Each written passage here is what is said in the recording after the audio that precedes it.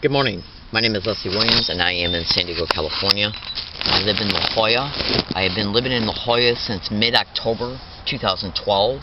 It is now January 20th, 2014. I am making this particular video today in order to describe to you the factual realities of actually what happened pertaining to the SDSU brutal arrest that occurred towards me, on February 1st, 2013, and the factual reality that arrest and the harassment that ensued before the arrest and during the arrest and after it was predicted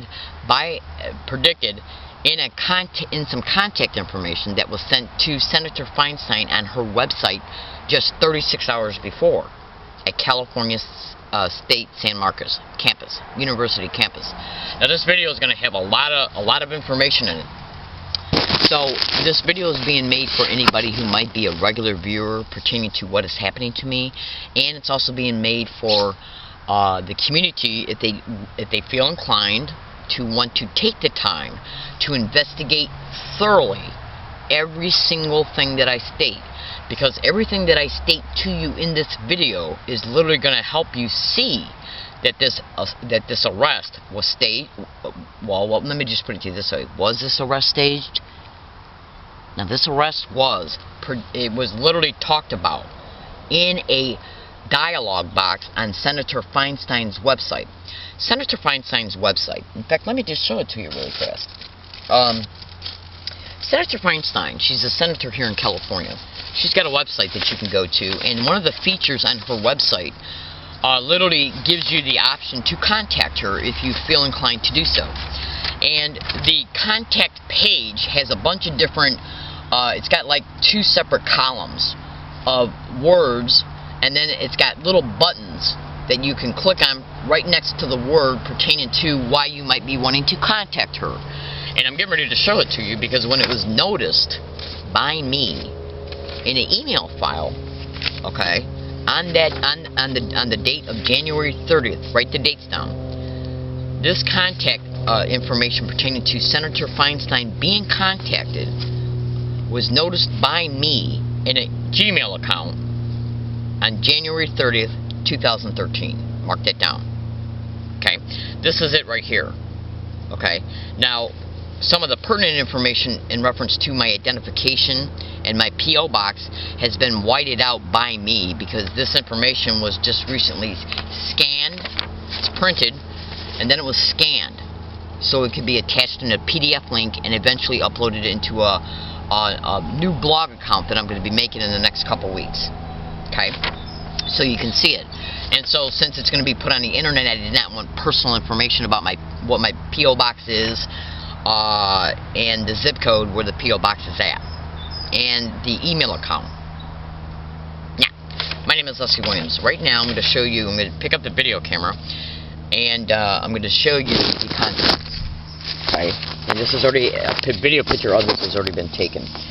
This is it right here. Now, the very first thing, the main thing you want to pay attention to is that the fact that this was printed out on this date. You can literally see that it was printed out on this date. Okay. Okay, now, the date is 1/30/2013. Write that down. Now, you're going to be able to see from this contact, which is 2 pages long, that United States Senator Feinstein, Dianne Feinstein, it's a feature on her website that says email me. Okay? And you can see my name right there, Miss Leslie Williams. That is my P.O. box, even though part of it's been whited out, so you can't see what my P.O. box is, or the zip code to the P.O. box location, and the complete email address that was sending her this contact information. Okay, now this is the beginning right here. What is the general topic of your message? And what I was talking about, how you'll get a column of different subject matters, and then you click on, like if you were trying to contact her in reference to internship, or foreclosure assistance, or agriculture. This is the first page of this printed out contact to Senator Feinstein. Now this is the second page right here, which you can see that is still email me, contact United States Senator Dianne Feinstein, page 2 of 2, same date, 1/30/2013, and it's got the same features on it in reference to why you're contacting her. You select one that pertaining to the reason why you're emailing her, which I did. Okay. Notice that the education feature was selected. Now, once a feature is selected pertaining to the reason why you contact her, you then have the ability to type in text in a dialog box.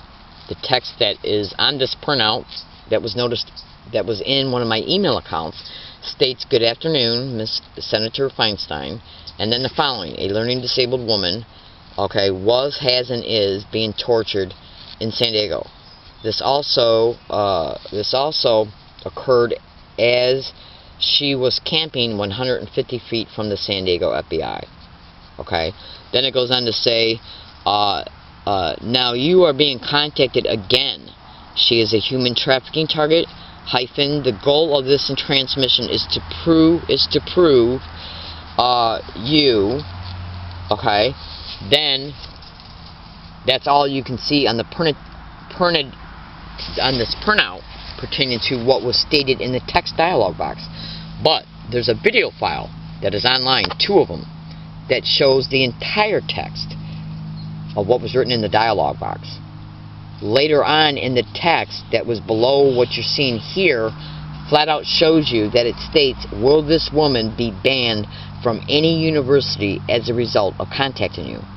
Because the person who sent this took a video picture of her being contacted and every single part of the text that was written in the dialog box, because it was the video file was recording as and then as the video file was recording before this contact got submitted, what the person did was it showed this part of it, and then they clicked on this, which is the little bar that you will hold the mouse on and then bring it down, and then that will scroll the dialogue up so you can see the continued text. Okay, so the video file that was made pertaining to this contact shows the entire text from the beginning to the end, and that video file is already online. And in the dialog box text box, flat out shows that it stated in the dialog text box, "Will this woman be banned from any university as a result of you being contacted today?" This was then printed out before it was submitted, okay, and I have it. Okay, now I have this right here, and also it is noticed in that this contact information was also put in a Gmail account, and then it was submitted. Now, it was made, sent, submitted, okay, and printed out all on 1/30/2013. Okay, now this was noticed by me when I was at California San Marcos University, California State San Marcos University, on January 30th, 2013. Mark these dates down and remember what I stated in reference to what was videotaped pertaining to the entire text that was in the dialog box of what was emailed to her through her own website. And in that dialog box, you will clearly be able to see in the video, okay, because the video will be put in the description of this YouTube video. It literally shows that in the dialog box, it literally shows that it stated that, "Will this woman be banned from any university as a result of contacting you?" Now, it doesn't state no individuals at SDSU should know who I am by my name. I'll get to that in a minute. Now, again, you were shown, as a result of me showing you this contact printed out information, that the date on it is 1/30/2013. You were also told that in the dialog box, a video picture was taken before this was submitted, that the dialog box flat out stated, "Will this woman be banned from any university as a result of contacting you?" My name is Leslie Williams. I am in San Diego, California. I live in La Jolla. Now, 36 hours after this was noticed in my Gmail account, because this section of this contact was copied and pasted into an email account and then noticed by me on the same date, at the same place, okay, California State San Marcos University. on January 30th, 2013. Now, this all was noticed by me at that university around anywhere between 2 o'clock and 5 o'clock on that date, January 30th, 2013. I then left that university. Okay, took multiple trains and let's see, how did I get to that university on that date? Oh yeah, I had to take trains and everything to get there. I had to take buses to get to Oceanside. So where did I go? I took buses and trains to get there. I could remember it if I had to, and I got audio files to prove it. Okay, now the point I'm trying to make is this: that multiple buses and trains were took to get to that university on that date. Excuse me. Then, stay with this video, because if you do, you will be glad you did. Now, after I left that university, by the time I got back to where I live at, it was practically dark, which means I went right home. I then stayed up for an hour or two, listened to my radio programs, went to bed. Okay? You with me? Now, the next day, which was January 31st, 2013, because I think, well, let me just look at my calendar really fast. If memory escapes me, the month of January has 31 days. So the next day, I don't remember what I did, but I do have the audio files to prove that I did not go on any university campus on the 31st. I have the audio files to prove it because I wear a tape recorder with me recording every single day. Every single day. Hang on. Yes, January does have 31 days. That's why it's stated in the video files, learning disabled woman brutally arrested within 36 hours after Senator Feinstein was contacted. Okay, now, the next day, if memory is serving me correctly, I didn't do nothing. I didn't go anywhere. Okay, and then the next day, February 1st, I think I just stayed at my hiking area on January 31st. The next day, which was February 1st, was the day I got paid.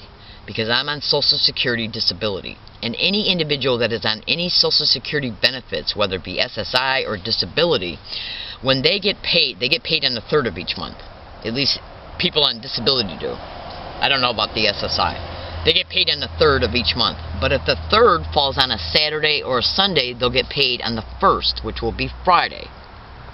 Okay, because it's got to be a business day, so the person can get their checks in the mail, or they'll be able to, because it's the checks are being sent, or the money is being transferred either through wire transfer, direct deposit, or the checks will have to be in the mailbox on a business day. Because it's government that's sending you the money, and the federal government does not operate on Saturday and Sunday. Do you understand what I'm saying? Okay? Not when it comes to Social Security. So February 1st I got paid.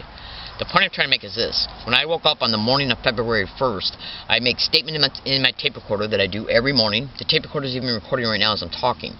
So it was payday. So I got up, made my general statements that I make every morning in reference to I'm getting ready to leave for the day. Let's see if anything happens concerning me, about me, towards me, around me, or against me. Because I'm a target of gang stalking, which is also called organized stalking.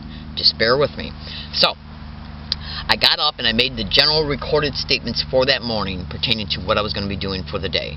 That today's date was payday, that I was going to be going to numerous places, including, the place that I need to go to in order to get my money, okay? And then I stated, let's see if anything happens towards me, concerning me, about me, around me, or against me along any of my routes. And then the tape recorder was running throughout the entire day. And even on that day, I was making multiple videos.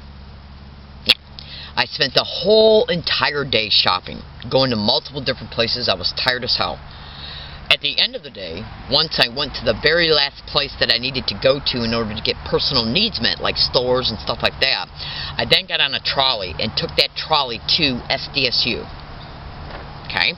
I then get to SDSU, take my bike off the trolley, ride my bike to the bike rack that's about 25 feet away from the Love Library. On SDSU campus, there's a bike rack right next to it, right next to the building, which is where I was always locking up my bike at. Okay? Hold on a second. once I get to the bike rack, I'm making generalized statements throughout the whole entire day on the tape recorder, and as I was on the trolley, and then once I got off the trolley and was riding the bike to the bike rack, and then once I got to the bike rack, I was making generalized statements about what could happen towards me on this campus. Because as a result of me being gang stalked, I never know when anything's going to happen to me in relation to no matter where I'm going to or where I end up at, including businesses, public libraries, transportation services, literally, okay? Now, in fact, let me just give you an example just here really fast pertaining to, this is an audio of a video file that's online right now that you can go to and find by going to YouTube and typing in gang stalking bullying on steroids. Okay, that is a person who's a target of gang stalking being covered on the news pertaining to what's happening to him. Now, what I did was I went to YouTube, okay, and I tape recorded on a tape recorder the audio of that news broadcast and then transferred it to my phone. I'm going to play it to you right now so you can literally see that gang stalking is a literal crime. It's not stalking by gangs. I'll explain it in a little bit, okay? But I want you to be able to hear these news reporters talk about the extreme measures that these stalking expeditions go to let the targeted individual know they're being stalked. Okay? You'll literally hear the reporters state that the person who's being stalked can be driving their car, on their cell phone, or walking down the street when a group of people try to terrorize them. The actual news reporter says the target can be anywhere when people try to terrorize them and or assault them or even set them up to be arrested, because certain syndicated cops are attached to these expeditions. So just listen to the audio of that YouTube video of a targeted individual of gang stalking being covered on the news, and you can watch that video by going to YouTube and typing in gang stalking bullying on steroids. This is the audio of that news broadcast. Just listen.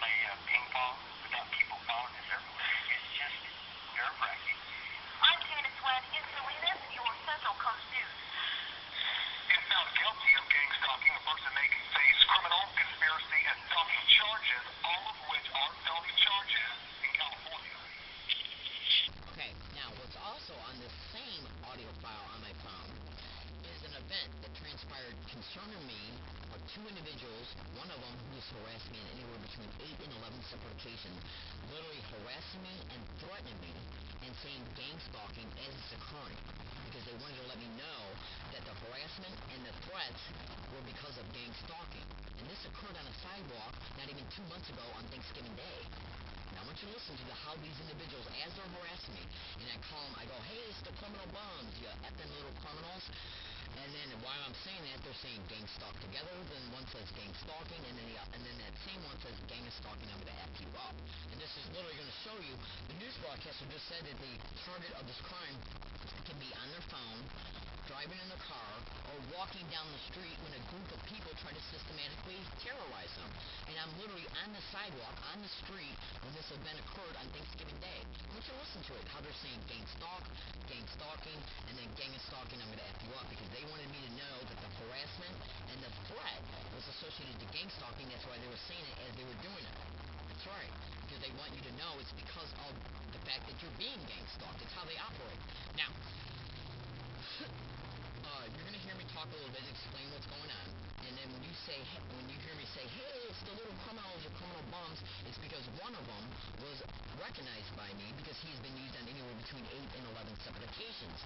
And then as I'm saying, yeah, it's the criminal bums, you effing little criminals, you effing little bums, and then as soon as I get done saying these things, they'll say gang stalk, and then one says gang stalking, and then that same one says gang is stalking, I'll F you up.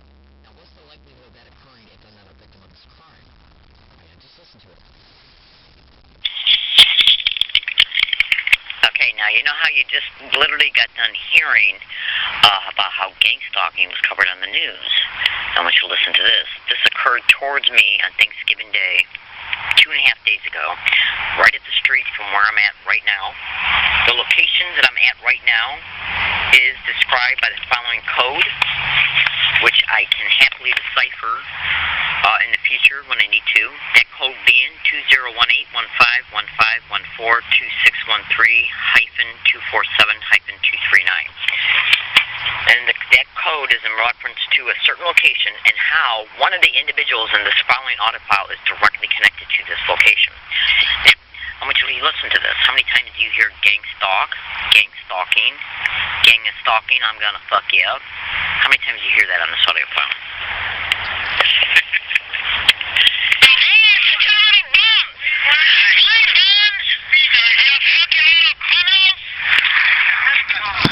Oh, hang on a second.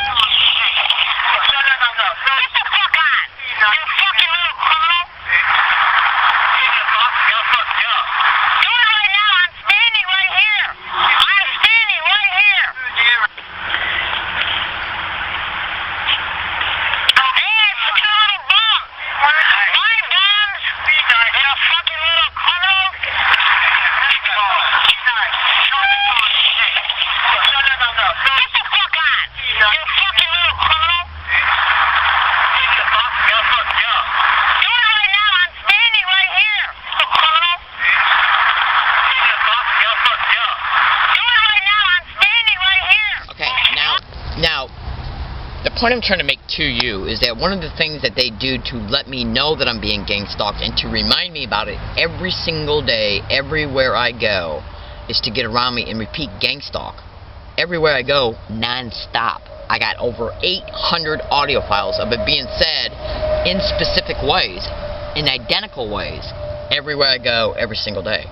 Except, since this event occurred on Thanksgiving Day, they had backed off from doing that and are now letting me know that it's happening to me by going back to certain physical gestures they make sure I see. They're called sensitization methods, and that can be Googled.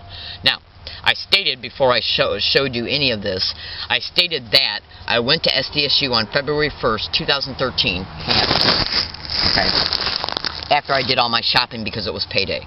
I then got on the Green Line trolley and took that from, I think it was Old Town, to SDSU. And I was making verbal statements in my tape recorder all day long, and I even took videos that day, on February 1st, 2013, pertaining to along all my routes because of how I was being subject to organized stalking, gang stalking, sensitization methods along all my routes when I was shopping for that day. Hang on. So, I was making generalized statements in my tape recorder all day long about being gang stalked along all my routes on that day. And then, hang on a second. And so then I took, after the shopping was done, I took the Green Line trolley to SDSU, and I was continuing to make periodic generalized statements about what was going on around me, concerning me, because I was being gang stalked.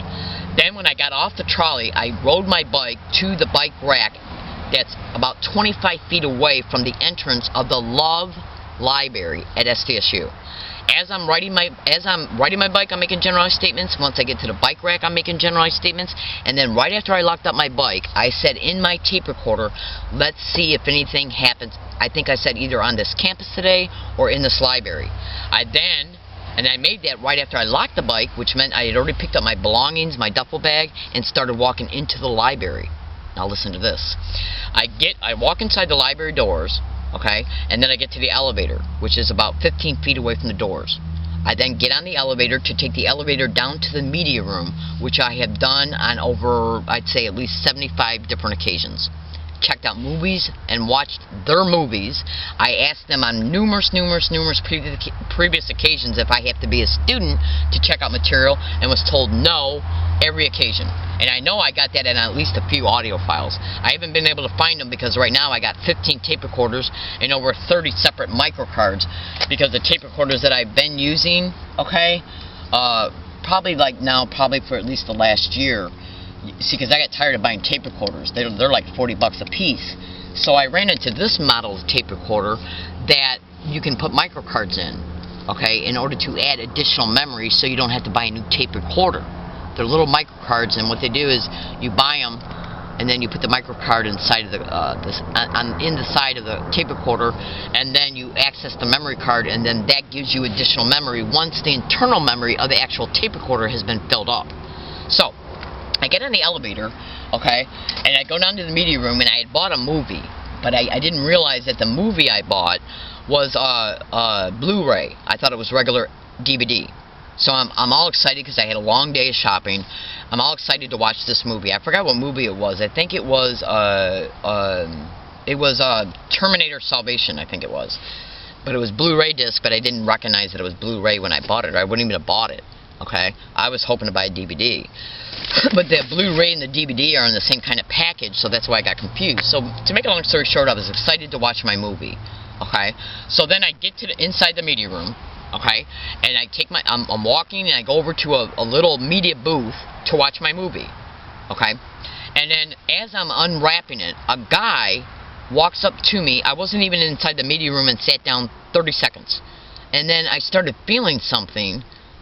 You know how, like, when you sense something that somebody might be walking behind you, whatever? I started sensing something, so I turned my head, and a guy is standing not even a half a foot from me, bending over and asking me, do you mind if I can check your duffel bag? I want to see if you got any weapons in it. And I looked at him, I said, who are you? And he said, I'm just a student. And I said, well, what do you want? He goes, do you mind if I check your duffel bag for weapons? I said, yes, I mind. I go, get away from me. I go, who are you? He goes, if you don't let me check your duffel bag, I'm going to call the police. And I said, well, go ahead, call the police. And then I said, verbally, I go, you know, to the media employees who are behind the counter, I said, there's some freak over here bothering me. And then he kept standing there asking to search my bag. And I said, look, if you don't leave me alone, I'm going to call the police. And he said, he kept repeating, if you don't let me check your bag, I'm going to call the police. And so I said, look, I go, you can even use my phone to call the police. Otherwise, leave me the hell alone. So then he walked away. So I'm trying to fool around with the DVD that I bought, which was actually a Blu-ray disc, and I didn't know it, trying to get it to work in a DVD player, and it wouldn't work. So I was getting a little frustrated. Okay, so I got up and moved from that media booth, thinking that it might have just been the VCR, because I've had trouble with the VCRs in the past. The VCR that can hold a VHS tape or a DVD. And I've had trouble accessing DVD players, DVD disc before. So I thought, well, maybe it's just a DVD player. So I got up to go to another media booth, and that media booth being right by the counter of where the media employees work at. So then I put that Blu-ray disc in the DVD player, still thinking that it was a DVD, and it wouldn't work. So I got frustrated and said, forget this. And then, see, I had a tape recording audio file running when all this was occurring. So then, as I'm thinking about, well, the guy left, and so I started thinking, well, maybe he might go to get the campus police, because that's what he said he was going to do. So I thought to myself, well, and I'm thinking this while I'm also juggling in my mind, what am I going to do now? Am I going to check out a movie or what? So I got up from the media booth with the same audio file still running, and I started looking at movies. And as I'm doing this, concerning where the movies are at on their shelves, which are right next to the media counter, I said, the media employees said, who was that guy? What was his problem? And I said, I don't know. It was just some guy harassed me. I go, did you know who he was? They go, no. All of it caught on audio file. Okay? Now, I then select a movie and then check it out through the media employees who happily took my license and checked it out. And then, see, because they take your license and hold it while you got their property watching it. Okay, and then when you get done watching it, you take the movie back to the movie counter and then they re-give you your license. So I checked the movie out, go sit back down, and then I started thinking about what had just happened. So I thought to myself, I better start a new audio file just in case something happens. And the reason why I did that was this. If I suspect something might transpire, okay, based on something that's already initially happened, okay, I'll keep part of the event on one audio file and then start a new one just in case something doesn't happen. That way a long audio file is not being taking up memory, is not like, say if nothing happened and I'm sitting there watching a movie for 3 hours and then nothing happened, then I would want to keep that audio file because some event did occur, but I wouldn't want it to be 4 hours long. Do you see what I'm saying? So I decided to start a new audio file just in case nothing did happen. Well, something did. He came back with 2 SDSU campus police officers and their boss. And then there was another guy who also came and was standing next to the media counter while this whole thing was occurring, along with the guy who caused the problem. They started approaching me, asking me if I'm a student, asking me for ID, and all this other stuff. While the guy who caused the problem is and so I got out my video camera, right? And I got out my video camera and started taping. As soon as I saw the police, I got out my video camera and turned it on. And as the video camera was recording, it caught the guy who the media center employees said they did not know at all, okay? And how he was claiming that he was just a student, walked behind the media counter and then lean down and grab some property and then stand back up. So they knew who he was. That's right. You better believe he knew who he was. And when he approached me, I think he had a different shirt on. But when he came back from with the police, he had a white T-shirt on. And what was he grabbing underneath the counter? Because when he came in with the SDSU police, he came in with them and then walked around the counter and went to go grab something. Do you see what I'm saying? The media employees were acting like they didn't know who he was. All of that was already caught on audio file. Then the police started saying that this individual didn't feel safe with you being here, even though I had just arrived on campus. And check this out. 2 media booths over was a guy who has been seen by me on multiple occasions on previous dates in the media room.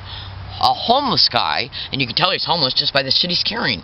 Little, you know those little Walmart bags that you can, the recycle bags that you can buy for $1, like in Ralph's or Walmart's, the blue bags in Walmart's, and I forget what Ralph, you know, what color the bags are when you buy one at Ralph's. You know what I'm talking about, those $1 bags that you can buy and carry with you to the grocery stores.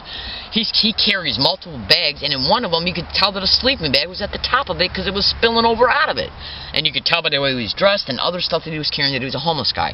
He was seen by me on multiple different occasions in that media room watching videos, and he was right there watching one in a media booth two booths over as this event was transpiring, and I even pointed him out to the SDSU police while my tape recorder was running, while this whole event was transpiring. But check this out. This tape recorder, in fact, I'm literally, I don't exactly feel 100% comfortable showing you this, but I need to show it to you in order to prove something to you.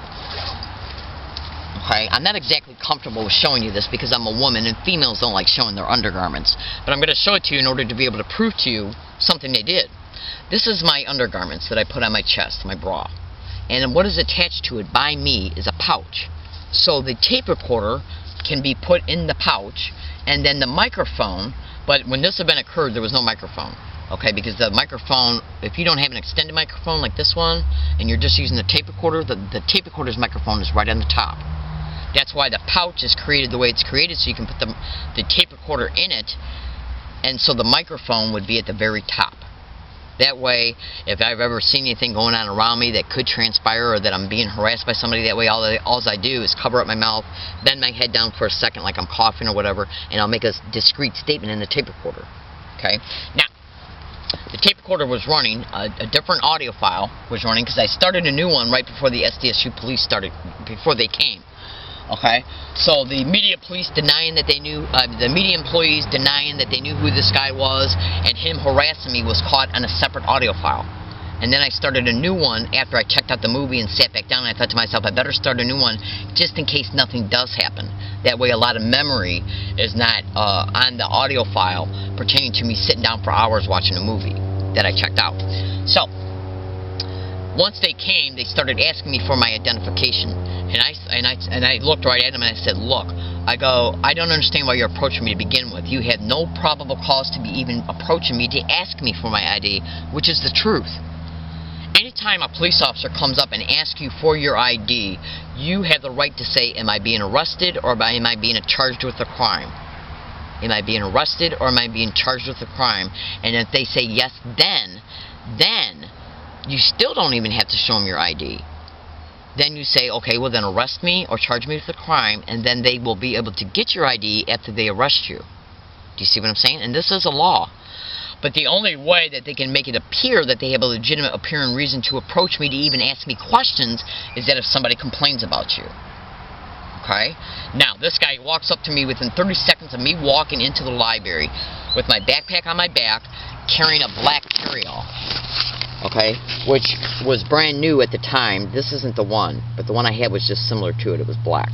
And I use these in order to be able to carry some printouts that I got, my electronics that I use, like my, things that I plug into my computer, like my USB drives, and my computer cord and shit, stuff like that.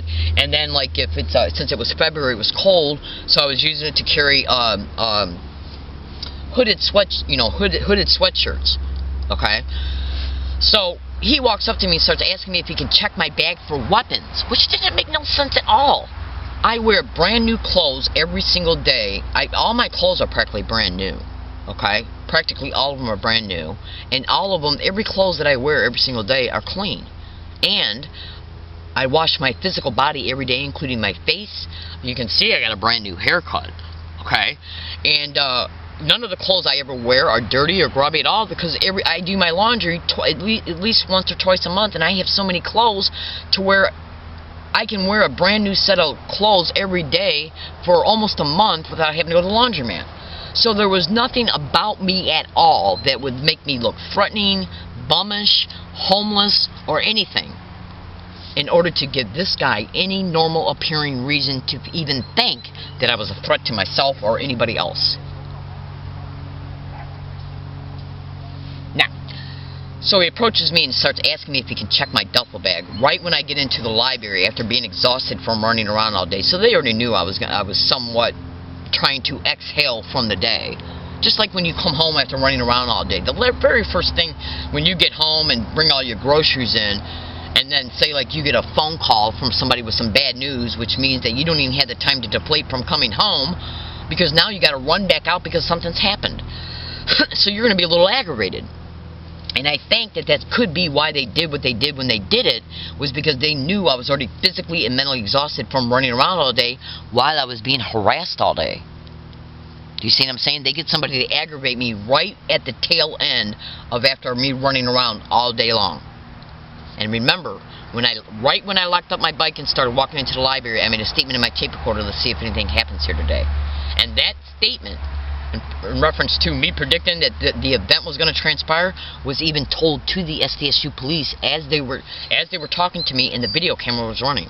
Now, so I wasn't arguing with them. I was talking to them. They were demanding my ID. I was telling them that they don't have the right to ask for it.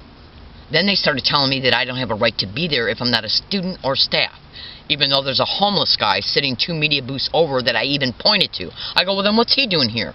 They go, well, we'll get to him in a minute. They never turned around and got back to him at all.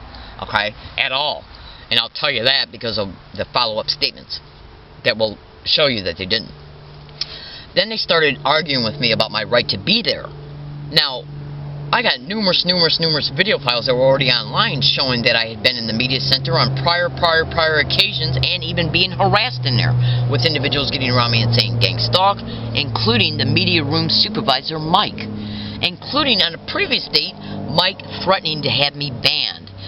because I was eating some Raisinets one day as I was watching a movie. He walked by me and said, "There's no eating in here." I said, "Okay," but the way he said it was, "There's no eating in here. I don't know who you think you are, but this isn't your house." So I thought to myself, all the guy had to do was say, "There's no eating in here," and that was it. But the way he was so direct and menacing, I said, "Well, look, okay." I go, "Okay, all you got to do is say there's no eating in here. And by the way, this isn't your house. This is taxpayers' dollars house, because this is a public library. It's a public university, which makes it a public library, which means anybody in the community can go there to watch anything." They try to tell me they're only students and staff, even though on numerous occasions when I've been there, I checked out movies by their staff, and other homeless people are in there watching movies, even while this event is transpiring. They knew they were lying about it. So then, after I got once I got done arguing with them, once I got done being tired of having verbalizations back and forth with them that were non-stop about my right to be there and that they're not getting my ID, I finally said, "Fine, if you want my ID, go get it from the media counter employee, because I gave it to him to check out this movie." And then check out what they did. They went and got on the phone and called in the license number of my ID to somebody. I don't know who it was. And while this was occurring, I got on my phone and called the San Diego Police Department about what was happening to me. And all of a sudden, my phone call to them gets cut off. So I called them back. And they finally said, "Well, we're going to let SDSU police handle this." And then they disconnected me. Right? So while that was happening, they're supposedly waiting to check to see what came back in from them calling in my driver's license number. Right? So then they finally get off the phone and reapproach me. No, they finally got off the phone and then came over and one stood right behind me, and the other one was continuing to stand in front of me while the video camera is running. And I even tell them why all this is happening, that I'm a gang stalking target on their campus, and that gang stalking is directly connected to human trafficking. I go, "Will you make a police report concerning that?" And the officer Cruz, who was a woman, said, "I don't know, I'll think about it." Just like that. And you can hear it because you can hear it because this whole thing was being videotaped, and I finally just made a copy of that video file. Okay? Now, listen to this. So, they're standing around me waiting supposedly for the information to come back up pertaining to them checking my license number. Then all of a sudden, the woman standing behind me, the Officer Cruz, she's a Mexican woman, who's standing behind me, she gets a message on her walkie-talkie, just loud enough for me to hear, stating that a Leslie Williams from New Mexico has got alcohol and drug charges on her license.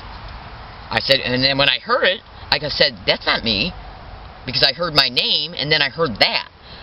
Okay? I said, "That's not me." I go, "I've never lived in New Mexico, and I don't have anything like that on my driver's license in reference to my record. Anything at all. I don't have anything on my record when it comes to drugs, or I got a drinking and driving 25 years ago." Okay? And I'll talk about that one day. You better believe I will. Okay? Anyways, and that was in another state. Okay, so check this out. So when I started saying that's not me, they then started asking for my social security number while multiple different people are in the media room. They wanted me to give them my social security number. I said, "No, I'm not giving you my social security number. I've had it. This is it." I go, "I'm not giving you any more. I've given you my license. I've told you that's not me. It's your problem if you got a wrong record being pulled pertaining to me, and that's not me." They go, "Well, if you can't prove who you are, we don't know if you're a missing person or if you got warrants, and so therefore we're asking you to leave." I go, and by then I was already so frustrated. I go, "No, I'm not leaving because I haven't done nothing wrong." So then they walked up to me, grabbed my camera out of my hand, threw me to the floor, and put handcuffs on me, and then started checking my pocket. Then they got me up from the floor, okay, and guess what that bitch did? Bitch meaning Officer Cruz. I don't have a problem calling her a bitch because it's free speech. Guess what she did? She went into my bra, and took out the tape recorder. And then they took me upstairs, put me in a cop car. Listen to this. They then put me in a cop car and put all my belongings, my duffel bag, my backpack, and then searched all my pockets, went through them, okay? And went through my duffel bag, everything in it.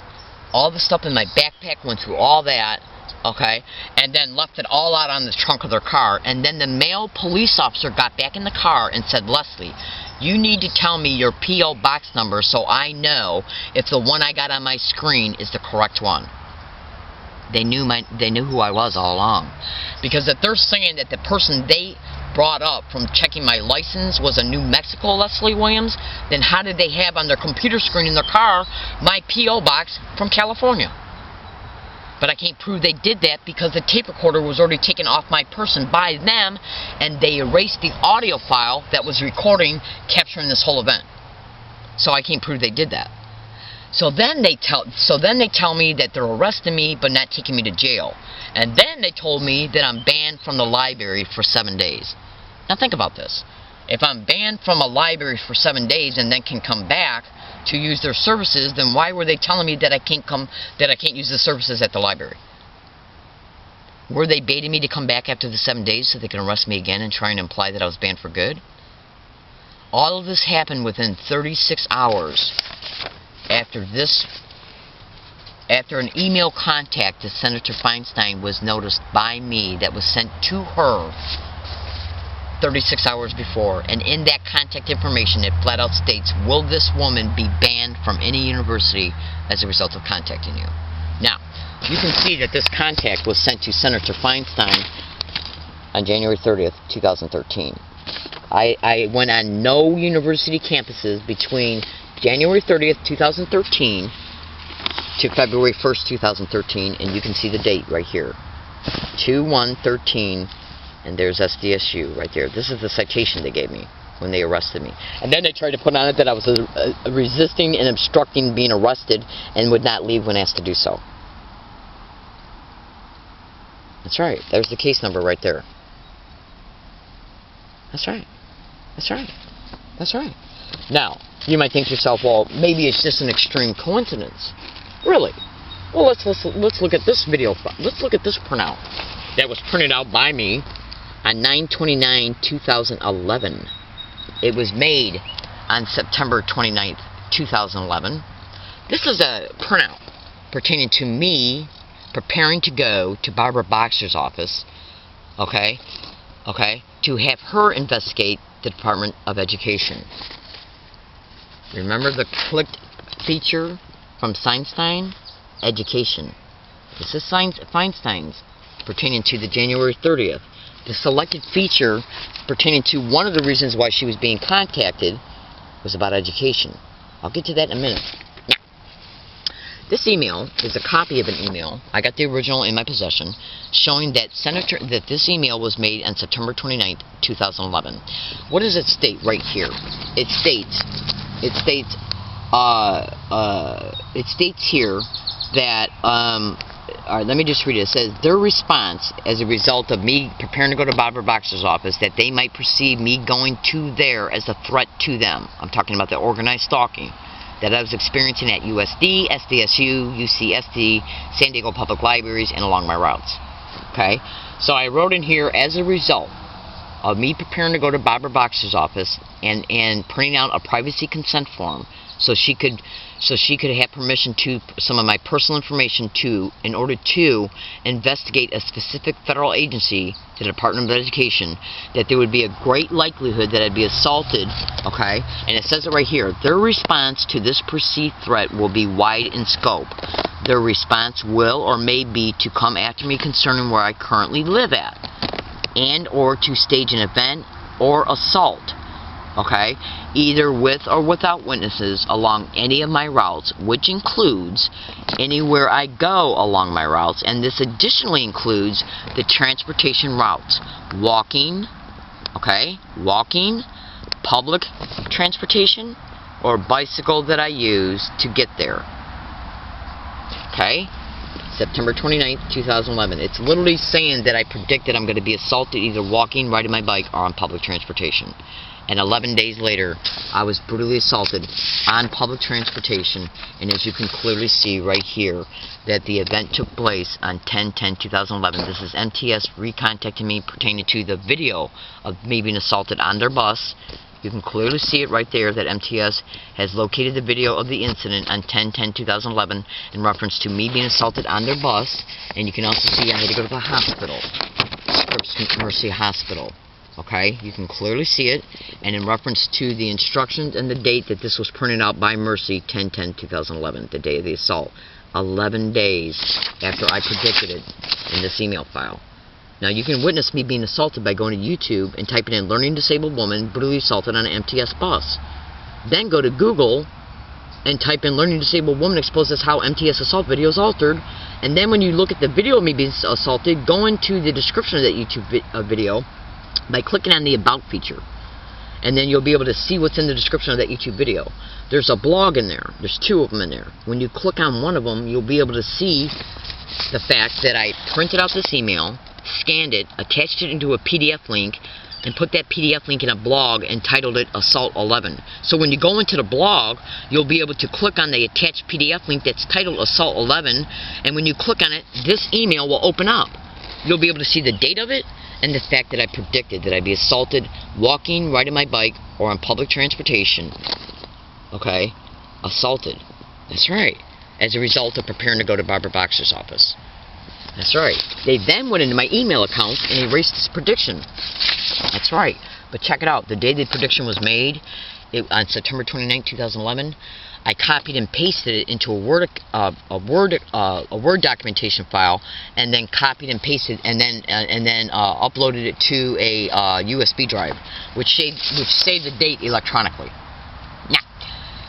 So you can see that if I predicted I'd be assaulted, and then 11 days before it occurred, and then MTS sent me an altered video of me being assaulted, and that was also shown in the video of additional information that was also stated in the dialog box pertaining to the MTS assault. It was also in the same dialog box that was sent to Senator Feinstein. Now, my name is Leslie Williams. You would not believe the other things that I predicted. I made a video on USD property on May 21st, 2011. I mean, May 21st, 2012. I was inside a USD library. Inside of their library, minding my own business, gang stalking happening around me every place I go. Every place I was going on USD campus. And every place I go. I made a video on May 21st, 2012 when I was in their library. Discreetly. I stated, let's see if anything happens in this library tonight. Okay? I made the video about 7 o'clock. Because when I made the video, I even showed a picture of the computer screen, the monitor screen, showing that it was 7 o'clock. I then did some work online, and so I didn't upload the video right away. I uploaded it at 10 o'clock. A half hour later, USD police walk up to me and ban me from their library, based on a complaint that an individual said that I was watching inappropriate stuff on the video, on YouTube. I was watching a Steven Seagal movie because I took a break from my work and went and saw a Steven Seagal movie that was online. Never seen it before, so I clicked on YouTube to watch it, and there was a small section in the movie of some girls dancing in a strip club. So they used that as an excuse to supposedly get a student to complain about it. And then I said, well, I never seen this movie before. I go, how was I supposed to know there was anything that might be viewed as being inappropriate? And they say, okay, that's fair. And then guess what they said? They said, what's that, a knife? I had a little pocket knife on me about this big, I bought from Walmart. But it was covered with my shirt. And they said, what's that, a knife? And so I went and looked, and then I lifted up my shirt, not realizing that there was, at the time it was occurring, because everything was happening so fast, I said, yeah, it's my pocket knife. But I didn't realize that the shirt was covering it, so how did he see it? How did he know it was there? Now, you can go to Google right now and type in organized stalking or gang stalking in businesses. You can go to Google right now and type in organized stalking and gang stalking and how they will possibly monitor the purchases of a target. Just do it. And look at what you come up with. Do they share information from one place to another, to another, to another, in order to be able to say, can we use this as a benefit against her? Is this a threat to us concerning anything she's doing, like exposing them online? I uploaded that video pertaining to me predicting, let's see if anything happens at USD at 10 o'clock. It was made at 7. Uploaded it at 10. They come and ban me at 10:30. 3 predictions. One happening within 3 hours of it being predicted, within a half hour after the prediction was uploaded, USD. 11 days before I was assaulted on an MTS bus, I made an email file stating there's a great likelihood I'd be assaulted either walking, riding my bike, or on public transportation. 11 days later, I'm brutally assaulted on public transportation. And this Thanksgiving event occurred concerning me being threatened. These guys were literally saying, gang of stalking, I'm going to F you up. they're threatening to assault me as I'm riding my bike on a sidewalk. And the 2011 email flat out states that, let's see if I'm assaulted either walking, riding my bike, or on public transportation. The public transportation assault occurred 11 days after that email was made predicting it. And then this event occurred on a sidewalk as I was riding my bike, and then I had to get off and walk it because they kept obstructing my ability to keep riding my bike. That's why when you hear the screeches on this audio, you'll hear a screech. That's my bike brakes screeching because they wouldn't get out of the way to allow me to continue to ride the bike because they wanted to harass me. And as they're harassing me, they're saying gang stalking, and gang is stalking, I'm going to F you up. The email from 2011 stated I'll be assaulted either riding my bike, walking. I had to get off the bike I was riding when they appeared on the sidewalk, and then I had to walk it, and then they threatened to assault me. Do you see what I'm saying? Listen, they're literally saying gang stalking as they're threatening me. They're saying gang stalking, and gang is stalking, I'm going to F you up.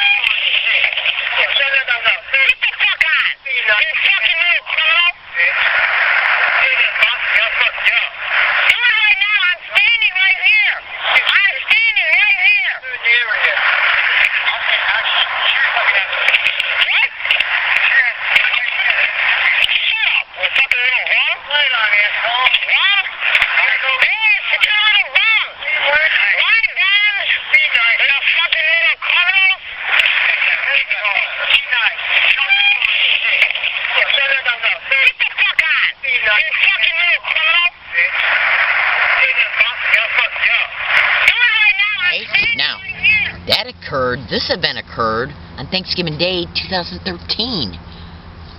Okay? Almost 2 years and 1 month after the MTS assault email prediction was made, September 29th, 2011. Now check this out. In closing, this is an email that was made on November 1st, 2012 at 2:28 p.m. That's right, baby case. And check it out. Listen to what it says. It says, I, Leslie Williams. Alright, let me just cover up the email account that it came from. Okay. Hold on a second. I'm going to be able to, well, let me just put my finger across it. Okay. Well, in fact, I'm not going to. What I'm going to do is I'm going to show you this. I'll just show you this part. What do you notice about this email account? Exposing SDPD. What do you notice about that? In reference to this email being made on November 1st, 2012. Okay, where it says this email was sent from UCSD on 11/01/2012. What do you notice about the Gmail account that is attached to it? It was sent to myself. What do you notice about it? Well, let me show you what you notice about it. Remember this Feinstein contact? Okay? Which is right here from January 30th, 2013. What do you notice? Email. Shows you the same person. Okay, made the same person connected to this. Okay, my name's right there, baby case. Leslie Williams.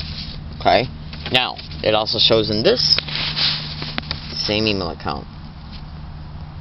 Okay, made on this date, November 1st, 2012, and this email flat out talks about how the direct conversation method was being used around me in order to form mental associations pertaining to individuals getting around me and saying gang stalk. Made at UCSD. The email file says it. This email was sent from UCSD on 11/01/2012. There's the date. And then this email has been, it's obviously printed, you see it. It was scanned by me the other day and attached into a PDF link, into an email file and a USB drive, and it will be put in a blog that's going to expose all of this. Okay, so you can cross-reference the dates. And when you read this, you'll flat out be able to see that I'm talking about individuals getting around me and saying gang stalk. Now, I made verbal complaints and online complaints that biomedical library staff at UCSD were getting around me and saying gang stalk. And 12 days later, I was banned from UCSD Biomedical Library after a staged event. That's right.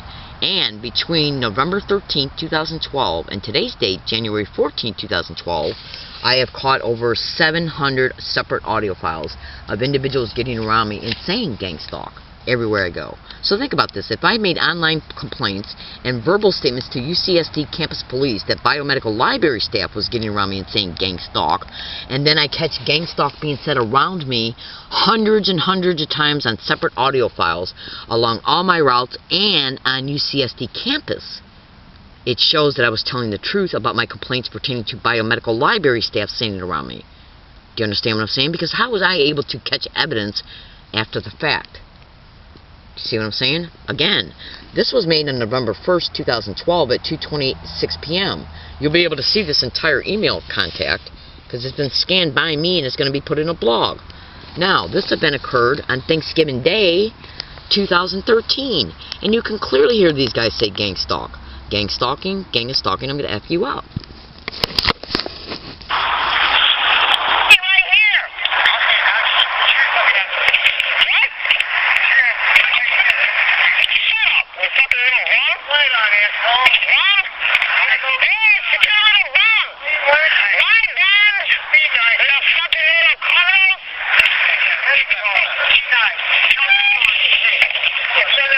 Get the fuck on!